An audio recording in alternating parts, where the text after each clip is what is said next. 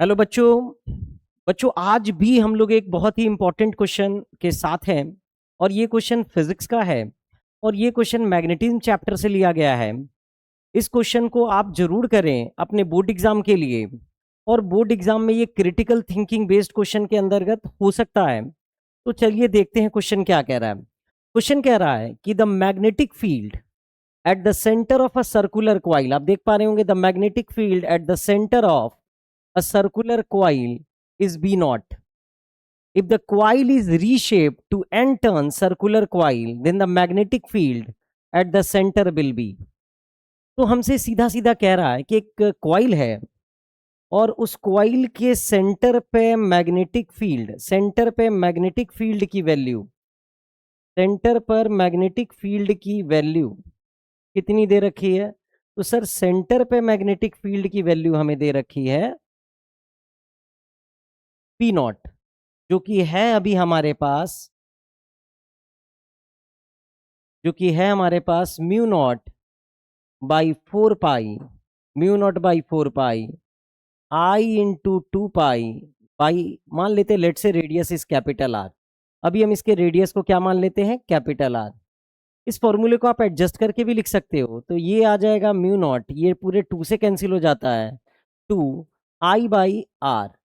In general क्या होता है कि हम लोग बच्चे को क्या एडवाइस करते हैं कि आप सब लोग इसका फॉर्मूला याद रखो, एक आर्क का, कि अगर करंट कैरिंग कोई आर्क है और सेंटर पे मैग्नेटिक फील्ड निकालना है तो फॉर्मूला ये लगाया करो, म्यू नॉट बटा 4 पाई आई थीटा बटा रेडियस जो भी हम लोग ले ले, लेट से कैपिटल आर।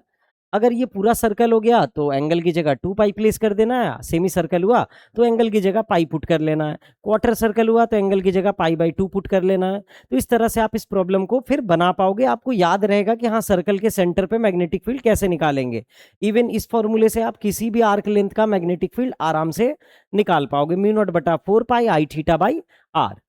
तो चलो स्टूडेंट देखते हैं अभी यहाँ पे क्या कर सकते हैं। सबसे पहले सेंटर का मैग्नेटिक फील्ड तो हमारा आ गया, कि सेंटर का मैग्नेटिक फील्ड हो गया म्यू नॉट बटा 4 पाई आई इंटू 2 पाई/आर, जिसको आप ऐसे भी लिख सकते हो, इतना भी रहने दे सकते हो। फिर क्या कह रहा है, इसको रीशेप किया गया एन सर्कुलर क्वाइल में, तो रीशेप करेंगे और एन सर्कुलर क्वाइल बनाएंगे तो अब से क्वाइल छोटा छोटा बनेगा और अब जो टर्न लिया गया है वो एन है। अब इसके सेंटर को कुछ ओ मान लेते हैं और यहां से रेडियस को कुछ स्मॉल आर मान लेते हैं। तो हम जानते हैं कि हमने इसको रीशेप किया है तो जितना इसका पेरीमीटर होगा उतना ही इन सब का पेरीमीटर होगा।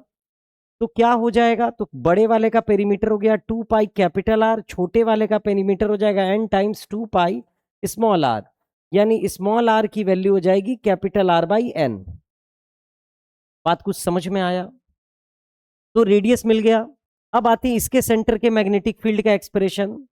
तो इसके सेंटर पे मैग्नेटिक फील्ड नया निकालेंगे तो म्यू नॉट बटा, ये वाला फॉर्मूला लगा लेते हैं, म्यू नॉट बटा 2I अपॉन स्मॉल आर।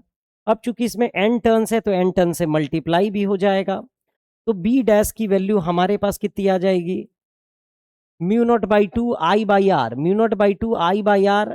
अगर हम यहाँ स्मॉल आर को प्लेस कर देते हैं कैपिटल आर के टर्म में तो I बाई स्मॉल आर को लिख सकते हैं कैपिटल आर बाई एन, एक एन पहले से बाहर था तो हमारे पास क्या आ जाएगा, तो हमारे पास बी डैश की वैल्यू आ जाएगी म्यू नॉट बाई 2I/R, और ये जो डिनोमिनेटर का एन आप देख रहे हो ये जाकर किससे मल्टीप्लाई हो जाएगा, हाँ सर मल्टीप्लाई हो जाएगा, तो बाहर में क्या आ जाएगा एन स्क्वायर।